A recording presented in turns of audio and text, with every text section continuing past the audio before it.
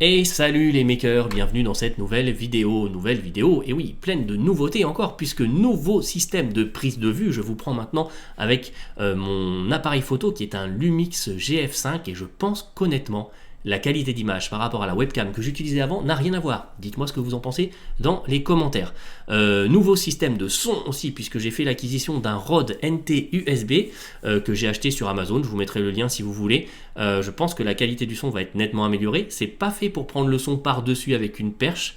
J'ai pas encore les moyens d'acheter ça. Mais celui-là va me servir plus pour les voix off et les podcasts. Mais ça sera déjà toujours mieux que ce que j'avais avant. Aujourd'hui, de quoi on parle ? On parle de ça. Tadam ! Les Box by Dagoma. Alors vous allez me dire c'est quoi et puis encore Dagoma. Alors oui, encore Dagoma, je sais, mais ils font des choses bien et il faut en parler. Les Box by Dagoma, c'est exactement le but de cette chaîne. C'est-à-dire, c'est la mise en pratique de l'impression 3D dans notre quotidien. En gros, vous avez une box avec des composants à l'intérieur, vous avez des pièces à imprimer en 3D et vous mixez l'ensemble et ça vous fait un objet 100% fonctionnel. Aujourd'hui, cette box, c'est une box enceinte Bluetooth qu'on va réaliser ensemble. Donc on va imprimer les pièces et puis à l'intérieur de la box, donc j'ai tout ce qu'il faut pour monter mon enceinte. Alors on va détailler plus après, hein, mais donc vous avez le petit haut-parleur, clac, le câble USB avec la prise jack, vous avez la visserie et les boutons, et vous avez également la partie électronique et la batterie. Je déballe pas des sachets, hein, on verra ça tout à l'heure. Donc ce que je vous propose, eh bien, c'est d'y aller. On y va ? C'est parti.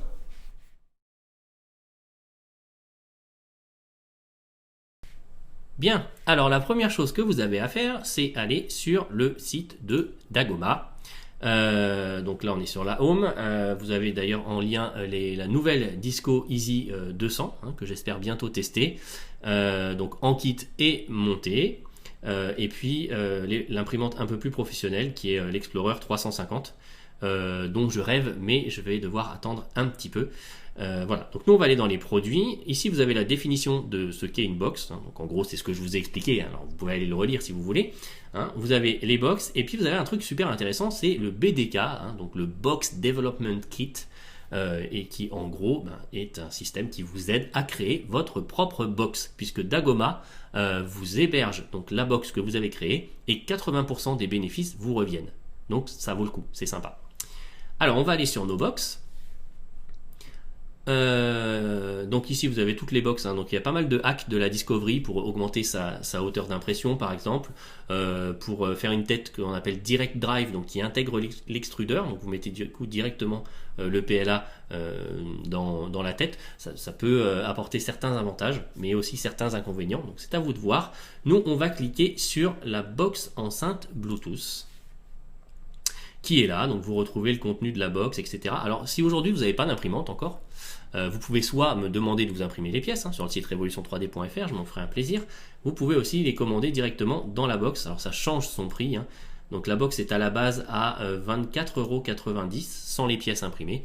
Elle passe du coup à 44,90€ avec les pièces. Donc à l'intérieur, vous avez ce que je vous disais tout à l'heure, hein, la batterie, le circuit avec module Bluetooth, un haut-parleur 3 watts, un câble USB, 4 boutons et un sachet de quincaillerie. Alors vous avez ensuite le guide de montage, ça on l'utilisera tout à l'heure.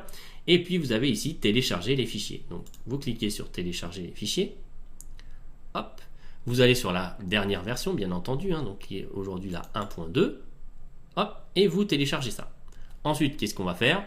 Une fois que c'est téléchargé, on va ouvrir Cura et on va regarder un petit peu. Alors, on va commencer gentiment avec les grilles. Alors, les grilles, vous devez en imprimer 2. Alors, si j'ai une petite remarque à faire à Dagoma, c'est que effectivement, quand vous allez ouvrir et mettre le STL dans Cura, il n'est pas vraiment placé de façon idéale pour être imprimé, hein. Si je l'imprime comme ça, clairement, ça va être compliqué. Donc, on va commencer par le mettre à plat. Tac, donc là ça nous l'a bien mis à plat. Ok, et comme je dois en imprimer 2, ce que je vais faire, je clique du bouton droit et je fais multiplier l'objet. Nombre de copies 1. Voilà, et là j'ai mes 2 objets, je vais les recentrer un petit peu. Voilà, parce que si jamais il y a un petit défaut sur mon plateau, c'est toujours bien que ça soit le plus centré possible. Donc voilà, là on a nos deux grilles. Moi je mets toujours du 0.1. Je sais, c'est embêtant, mais j'aime bien les pièces de qualité. Alors, sauf pour le le caisson principal de l'enceinte, puisque je crois que j'avais regardé, ça faisait un truc genre 18 heures d'impression et 9 heures en 0,2 en layer. Donc je préfère, à la limite, je verrai ce que ça donne, mais je préfère lisser un petit peu plutôt que de faire une impression de 19 heures. Donc voilà, ce que je vous conseille là par contre, c'est d'activer les supports en contact avec le plateau, parce que si vous regardez bien en dessous, il y a un déport. Donc ça va venir faire des supports très light qui devraient être très très faciles à enlever. Donc on va la jouer comme ça et on va lancer les impressions. Donc là je vous montre toutes les pièces et puis après on lancera toutes les impressions d'un coup. Donc là on est ok, donc vous voyez il va falloir à peu près 3 heures pour l'impression des grilles. Hop, on va maintenant changer et on va passer, alors il y a un cercle à imprimer. Alors le cercle de souvenir il vient maintenir le haut-parleur à l'intérieur de l'enceinte. Donc là encore il n'est pas bien positionné. Donc on voit que là, ici c'est plat. Alors que de l'autre côté, il y a un dévers, voilà, une petite encoche. Donc du coup, on va venir le mettre à plat et on vérifie bien que voilà, la partie qui est un petit peu plus extrudée est sur le dessus. Et ici, on est sur une partie bien plate. Donc pas de souci. 32 minutes. Alors là, clairement, c'est une pièce interne. Donc on va même faire mieux. On va la mettre en 0,2. On est à 18 minutes. C'est parfait. Ensuite, pièce suivante. On a le cache de la mini enceinte. Clac. Alors le cache, c'est là où il y a les boutons, c'est là où on va avoir la possibilité de brancher le câble, je pense. Et donc il y a certaines vis aussi qui vont venir. Donc là clairement c'est pas imprimable comme ça. Moi ce que je vous propose en fait c'est d'essayer de venir mettre cette face-ci à plat. Parce que étant donné qu'on va monter, l'imprimante ne devrait pas avoir de mal à faire les trous. J'avais déjà essayé sur d'autres pièces et normalement ça ne pose absolument aucun problème. Donc je vais faire une petite rotation. Alors, non, pas celle-là. Alors le problème c'est que vu comment la pièce est positionnée, ça va être pour trouver les bons axes. Voilà, donc là ça va être sur celui-là. Voilà, donc là on n'est pas terrible. On va essayer de mettre à plat. Voilà. Là je suis pas mal. Donc j'ai mis à plat sur la face que je voulais. Voyez, et ici comme ça va monter en fait ça va poser absolument aucun problème pour venir faire les parties creuses. Donc pas besoin de support, vous mettez même pas de support en contact avec le plateau, rien du tout. Vous pouvez mettre en 0,1 si vous voulez que ça soit un petit peu plus fin. Et donc là il faut voilà 5 heures pour imprimer cette pièce. Je vous l'ai déjà dit dans une vidéo précédente, bienvenue dans le monde de l'impression 3D, il faut être un petit peu patient. Ok, il nous reste encore une pièce qui est le gros de la bête, qui va être le caisson de la mini enceinte. Je vous l'importe ici. Donc vous voyez que là on a une pièce quand même qui est un petit peu plus volumineuse. Alors, comment est-ce qu'on va imprimer ça? Moi ce que je vous propose c'est d'essayer de la mettre à plat, idem sur cette face là. Donc là si je fais mettre à plat ça devrait le faire. Clac. Pourquoi? Parce que là encore, ici ça devrait pas poser trop de problèmes. Le seul hic que je vois, moi, c'est potentiellement ici. Où ça pourrait poser problème. Ici ça va être un petit peu compliqué, mais ça devrait aller. Alors sinon on peut essayer de la positionner comme... Alors on va essayer autre chose. On va essayer de la positionner sur cette face qui doit être la face en contact. Ah non, ça doit être celle-là qui est en contact avec la table quand on pose l'enceinte. On va essayer de regarder ce que ça donne. Alors là, j'ai un peu de mal à trouver le bon axe.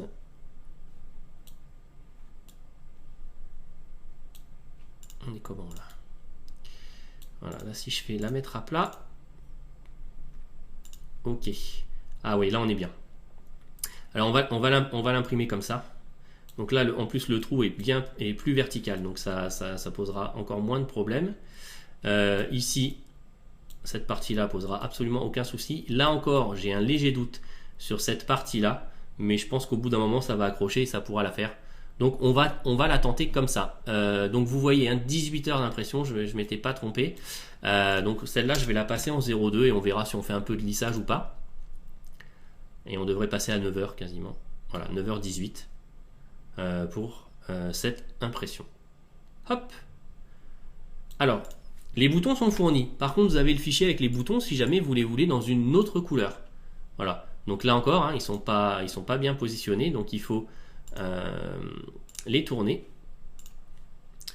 Hop, sur cet axe, faites 180 degrés, et là vous avez les boutons. Hein, donc vous voyez, donc il y a suivant, précédent, pause, play et extinction des feux.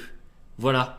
Donc moi je vais l'imprimer, j'ai décidé de l'imprimer en rouge et noir, non pas référence à Jeanne Masse ni au Stade Toulousain ou quoi, c'est plus parce que c'est un peu aussi les couleurs de Révolution 3D, voilà. Et puis c'est du PLA que j'avais aussi, donc c'est parti, on lance les impressions et je vous fais les petits timelapses comme d'habitude. On y va.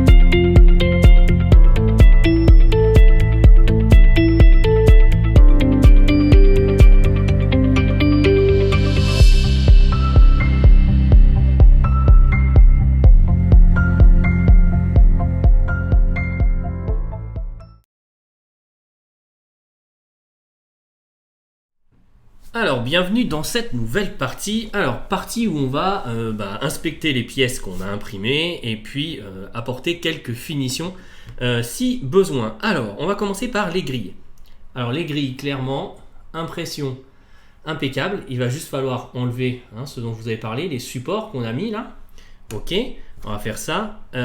Ensuite, j'ai imprimé finalement les boutons parce que les boutons qu'on vous livre, il n'y a pas les petites attaches avec. Et du coup ils tiennent moins bien, donc j'ai préféré les réimprimer comme ça en PLA noir. Le cercle, rien à dire, il est parfait.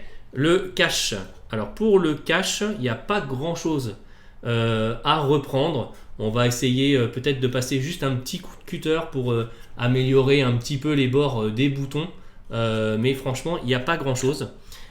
Pour le caisson, alors le caisson j'avais des doutes, vous vous souvenez sur quelques points, mais écoutez, finalement ça s'est plutôt bien passé. En 0,2 c'est quand même super lisse, c'est super beau. Voilà, la partie où j'avais un doute qui est en fait juste ici. En fait ouais, il y a un moment où ça a eu un peu de mal à accrocher, mais finalement après c'est parti. Et puis il y a la fin du cercle au fait, où il y a quelques bavures qu'il va falloir améliorer, donc on va passer un petit coup de cutter. Donc on y va, c'est parti. On commence par nos grilles et on va enlever gentiment les supports. Alors pour ça je prends ma pince et surtout je vais m'armer de patience, donc je pense que du coup je vais vous passer la vidéo en accéléré.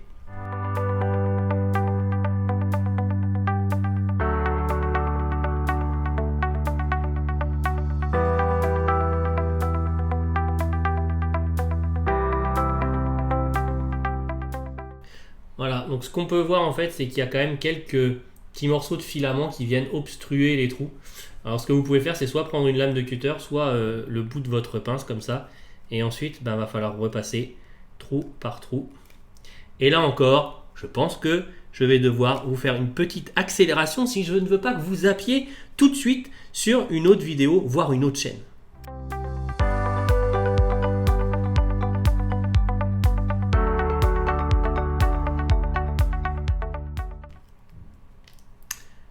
Voilà, c'est fait pour la première. On va attaquer la deuxième.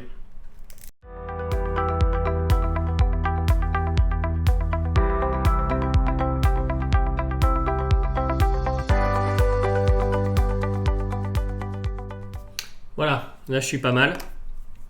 On va maintenant passer, je vais vous mettre ça de côté, c'est pas beau, on nettoiera tout à l'heure.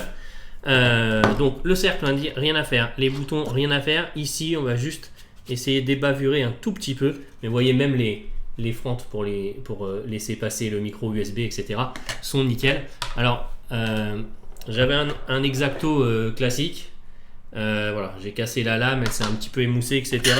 Et puis en voulant aller racheter des lames, il n'y en avait pas au magasin. Mais du coup, je me suis trouvé un petit coffret comme ça. Alors à chaque fois les lames tombent, c'est pas rigolo. Mais il y a tout un tas de lames, c'est assez sympa. J'ai pas la référence, je verrai si je vous trouve l'équivalent sur Amazon. Du coup, on a des lames courbes comme ça qui sont assez intéressantes. Et on va pouvoir venir un petit peu ébavurer notre pièce. Voilà, je vous l'ai dit, hein, je prends pas le Dremel aujourd'hui parce que clairement il n'y en a pas réellement besoin. Je viens juste là ébavurer un tout petit peu mes pièces. Voilà, pour que ça soit juste un tout petit peu plus joli, sachant que là on va venir coller les boutons, hein, donc ça va être masqué, ça va être quand même relativement masqué. Voilà, hop. Voilà, mais la qualité d'impression, il faut toujours faire attention et bien réfléchir avant d'imprimer vos pièces pour avoir la meilleure qualité possible, puisqu'après c'est autant de finition en moins à faire. Hein. Voilà, donc là on a un résultat plus que correct et on va s'arrêter là. Ici, alors il y a un petit zigouigoui, je vous l'ai dit, à l'intérieur. Là on va le laisser gentiment, hein, voilà, et on va juste essayer de venir ébavurer un petit peu ici. Voilà. Peut-être pas au-dessus de mes lames, parce que sinon après je vais avoir plein de cochonneries à l'intérieur. Hop. Voilà, parce qu'en fait sinon le haut-parleur va pas venir se mettre correctement. Donc là je peux même y aller à certains endroits à la pince. J'ai vraiment eu un tout petit souci ici à l'impression. Et du coup c'est pas super nickel. Alors peut-être qu'il faudrait réfléchir à une autre position pour imprimer. Il y a peut-être une solution un peu plus optimum. En tout cas, l'emplacement pour la batterie, c'est super bien imprimé. Les deux emplacements pour les vis, dont j'avais un petit peu peur, se sont super bien imprimés aussi. Voilà, hein, les pattes sont bien et elles sont solides. Donc moi, c'est ce qui m'intéressait vraiment. Pareil ici, en fait, hein, vous voyez tous les trous pour les vis, etc. se sont vraiment très très bien imprimés. Donc moi, pour moi, c'était vraiment le principal. Voilà, donc là, je pense que on va être pas mal. Voilà. Il reste un petit morceau ici là, que je voudrais enlever. Voilà. Là, on est tout de suite mieux. Hop. Attention de pas trop en enlever non plus, sinon après on va déformer la pièce. Alors même si par-dessus là, il va y avoir un cache, hein, donc clairement si vous taillez un peu trop, c'est pas méchant non plus, hein, parce qu'après en fait il y a une grille qui va venir là comme ça. Voilà. Donc là, voilà, je pense qu'on est pas mal. On n'a pas eu trop de finition à faire finalement. Hein. Donc je vous retrouve après un petit peu de ménage dans 2 minutes pour le montage avec l'électronique, etc., etc. À tout de suite.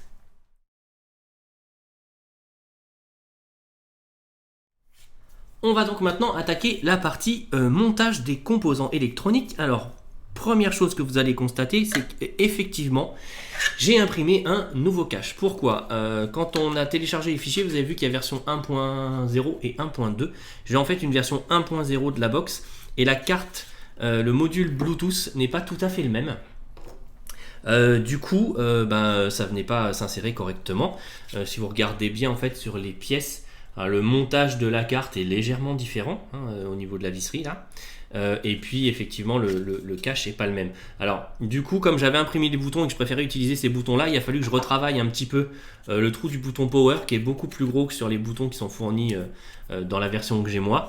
Mais normalement ça devrait passer sans souci. Voilà, donc la première chose qu'on va faire justement, c'est monter ces fameux boutons. Donc c'est le chapitre 2 de la notice puisque de montage, hein, puisque le premier chapitre est consacré à l'impression des pièces qu'on a déjà faites.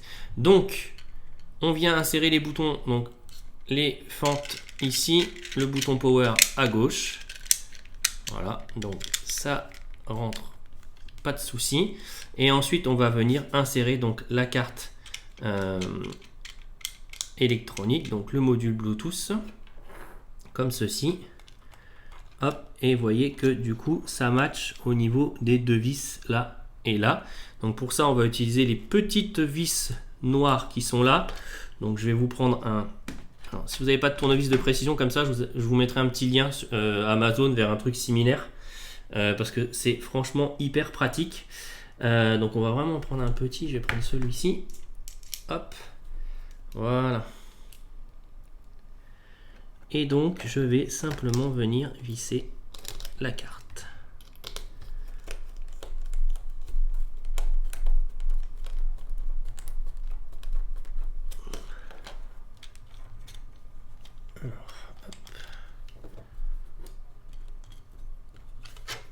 L'insertion de la première vis, ça n'a pas super bien marché.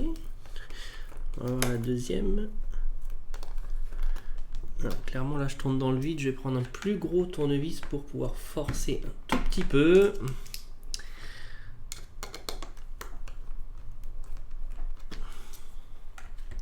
Ok. Toujours des petites surprises, hein. Sinon c'est pas drôle. Sinon on bricolerait pas. Voilà, je suis avec la bonne taille. Tac. On vérifie que les boutons n'ont pas trop bougé. Voilà.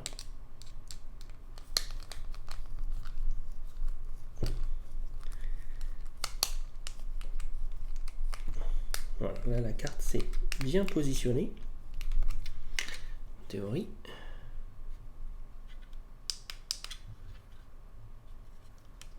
Allez, un peu.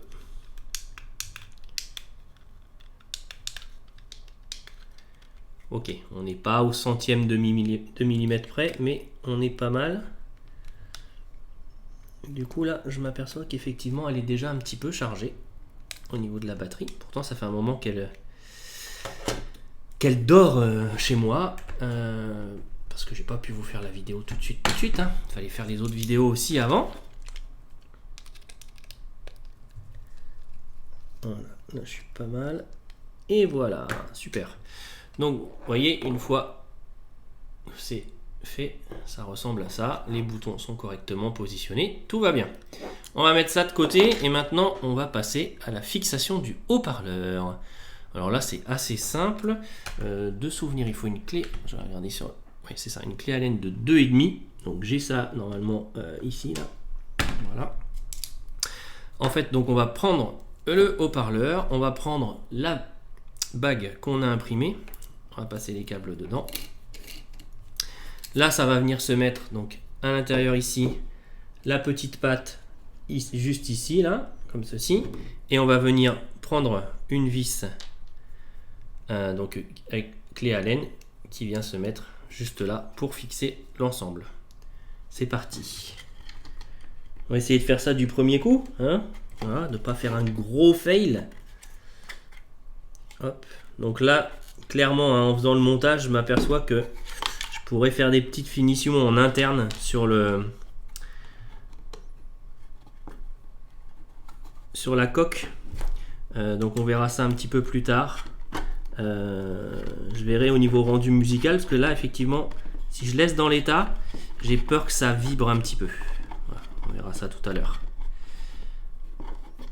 Hop, on vient visser, ça passe tout juste. Impeccable. Voilà, donc là, le haut-parleur est correctement positionné. Hop, pas de souci. On peut passer à la connexion. Donc là, c'est assez simple, hein. Tout est déjà prévu, donc vous n'avez pas grand chose à faire. Pas à sortir votre fer à souder. On prend le connecteur, on le met dans le bon sens. Ça va être comme ceci. Hop, et voilà. Les deux sont positionnés et sont connectés. Ok. Ensuite, on va venir placer la batterie dans son emplacement. Hein, donc c'est juste ici. Donc l'emplacement qu'on a imprimé. C'est un peu juste. Hop. Là encore, je pense que avec l'autre version, ça serait passé peut-être plus facilement. Voilà. Mais en plus, il y a un petit patin qui vous permet aussi de bien la caler et d'éviter qu'elle vibre par la suite. Donc voilà, elle est correctement positionnée. Je pense que maintenant, on va plus qu'à avoir à fixer le cache. Donc on va positionner tout ça comme ceci. Et on va venir mettre notre cache comme ceci, je pense. Je vais regarder la vidéo, mais c'est ça, les boutons sont bien au-dessus. Et donc après, on va simplement prendre des vis. Alors elles ont des têtes plates et elles sont cruciformes, celles-là. Donc je vais reprendre mon cruci. Je vais en prendre un assez gros, des fois je dois forcer un petit peu. Voilà, et on va venir positionner tout simplement nos vis.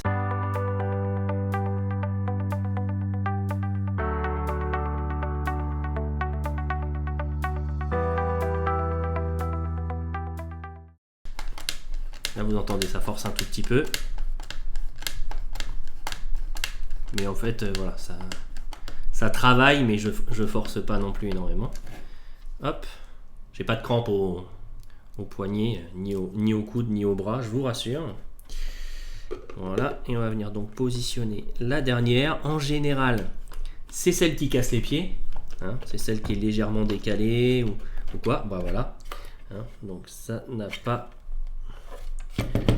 dérogé à la règle. Donc je vais venir regarder ça de plus près.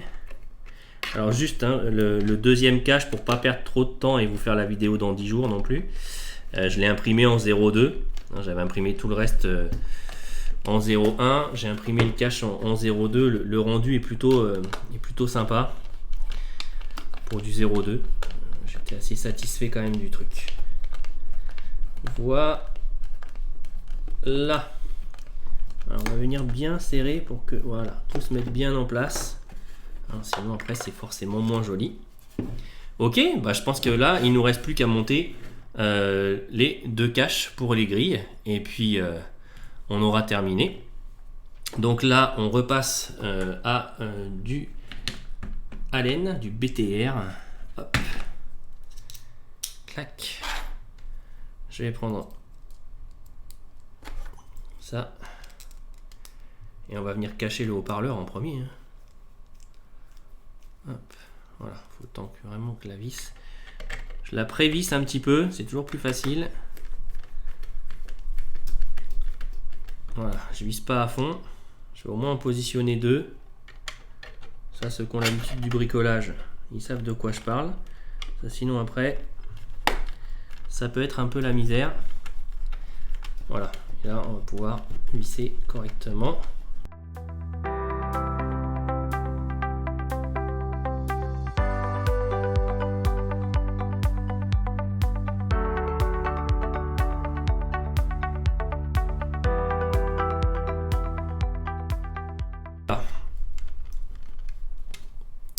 On a donc terminé le montage. Ouais, ça n'a pas pris trop de temps. Ça n'a pas été trop prise de tête. Hein. Bon voilà, alors après on est dans l'impression 3D, on n'est pas dans le monde industriel. Donc voilà, il y a toujours des petits écarts sur les arêtes par exemple. Mais l'ensemble est plutôt assez sympa. Hein, je vous la montre. Petite chose dont je ne vous ai pas parlé tout à l'heure, à l'impression des pièces. Ici en fait j'avais énormément baissé l'offset pour être sûr que la pièce je l'imprime pas 9 heures pour rien. Donc du coup il reste un peu de scotch. Alors si vous avez des choses comme ça là, c'est assez simple en fait, hein. Vous prenez une brosse, de l'eau et du savon, vous venez bien frotter. Si jamais vous avez une perte de lumière ou que le PLA se matifie un petit peu, vous voyez il est un peu terne, ce que vous pouvez faire c'est prendre un petit chalumeau, attention, et vous venez pas mettre la flamme complètement contre, mais vous venez faire des petites passes comme ça, très très très légères, et le PLA va prendre un petit peu de température, refondre et retrouver sa brillance et voilà, sa couleur naturelle. Voilà, ce que je vous propose là, c'est d'aller la mettre en charge un petit peu, et puis on se retrouve pour faire un petit test de tout ça. A tout de suite.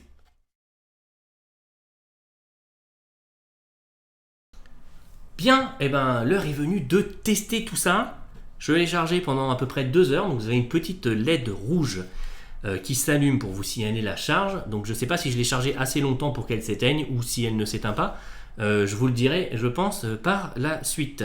On va l'allumer tout de suite. Petite musique d'intro.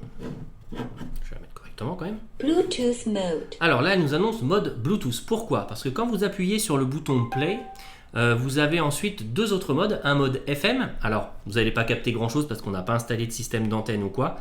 Mais il y a un mode FM et un mode que j'imagine être pour la carte micro SD qu'on peut insérer ici et lire directement vos MP3 depuis la carte micro SD. On va rester en Bluetooth. Je vous ai pris une petite vidéo YouTube avec une musique libre de droit. Hein. J'ai pas envie non plus de me faire shooter cette vidéo pour des problèmes de droit d'auteur. Et on va écouter. Alors, je vais vous diriger le haut-parleur vers le micro.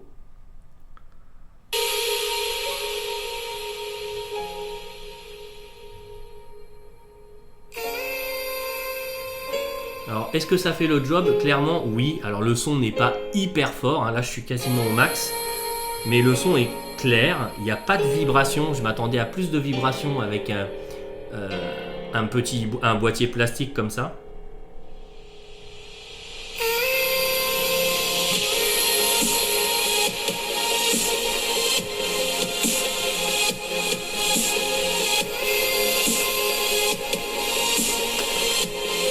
Donc là, vous pouvez faire pause directement en appuyant sur le bouton prévu à cet effet. Là, je suis sur une vidéo YouTube. Clairement, en plus, je trouve que les vidéos YouTube que j'ai trouvées avec des musiques libres ne rendent pas hommage à l'enceinte. J'ai essayé sur Google Music, sur Spotify, avec des playlists que j'ai, et clairement, le son est encore meilleur. Franchement, ça fait le job. Si vous êtes dans une playlist, vous pouvez changer de piste directement sans toucher le téléphone, directement avec les touches prévues à cet effet. Et puis après, vous avez le Power off. Power off, avec un petit accent allemand, on dirait. Voilà. Donc, vous n'allez pas sonoriser votre pièce principale, on est d'accord, mais c'est pas le but non plus d'une enceinte comme ceci. Mais par contre, pour une chambre, une cuisine, une salle de bain, clairement, ça fait le taf, ça fait le job. Et puis voilà, je lui ai donné le look que je voulais, les couleurs que je voulais, pour une somme relativement modique. Quelle satisfaction personnelle, je trouve, que de savoir exactement comment fonctionne notre enceinte, de l'avoir montée soi-même, etc., etc. Ça, c'est vraiment cool. Merci l'impression 3D. Si vous voulez retrouver cette box et les autres box, je vous laisse un lien dans les notes de la vidéo. Donc c'est un lien vers les box de Dagoma. N'hésitez pas à aller y faire un tour si vous souhaitez en acquérir une. Et en plus, ça pourra donner un petit coup de main à la chaîne. Donc n'hésitez pas. N'hésitez pas non plus, si vous avez aimé cette vidéo, à mettre un petit pouce bleu. Ça fait toujours plaisir. Si vous avez un commentaire, n'hésitez pas à le laisser, même s'il est négatif. Tant qu'il est constructif, j'accepte sans problème ce type de commentaire. Voilà, n'hésitez pas non plus à me suivre sur Facebook. Donc Révolution est toujours interdit sur Facebook. Donc c'est RVLT 3D, le nom de la page. Et puis sur Twitter, @Révolution_, c'est le tiré du bas, celui du 8, FR. Donc @Révolution 3D_ FR sur Twitter, également sur Instagram, mais en ce moment je poste pas grand chose puisque j'attends mon nouveau téléphone que la Fnac ne m'a toujours pas livré, d'où le test avec ce vieux Wiko. Voilà. C'est tout pour aujourd'hui, donc j'espère encore une fois que cette vidéo vous a plu et je vous dis à très très bientôt. Ciao ciao.